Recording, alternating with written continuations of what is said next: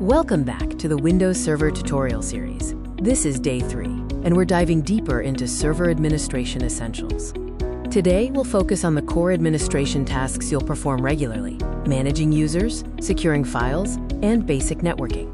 To quickly recap, Day 1 covered installation and initial configuration. Day 2 focused on setting up remote access and understanding the server interface. Our agenda for Day 3 includes user and group management, understanding file system permissions, and essential networking configuration. Let's start with user and group management, a critical component of any secure server environment. We'll demonstrate how to create, modify, and delete local user accounts, which is fundamental for granting access to the server. Next, we'll explore security groups. These are crucial for organizing users and applying permissions efficiently. Understanding how to assign permissions using these groups ensures that users only access the resources they need, maintaining security. Moving on, let's secure your data with file system permissions, specifically focusing on NTFS. The NTFS permission structure is granular. We'll break down common permission levels like full control, modify, and read and execute.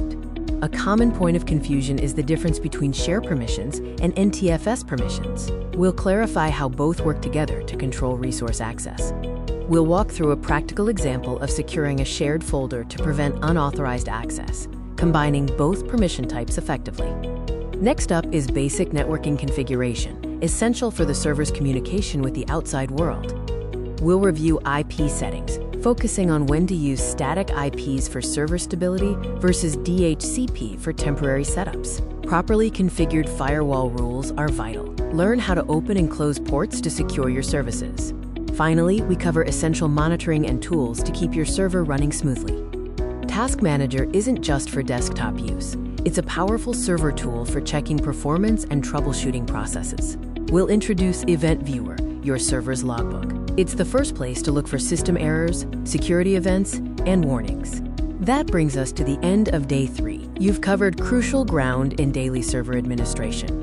Today's key takeaways include mastering user and group management, implementing file system security with NTFS, and ensuring robust network connectivity. Join us for Day 4, where we'll delve into more advanced topics, including remote administration tools and advanced data security concepts. Don't miss it.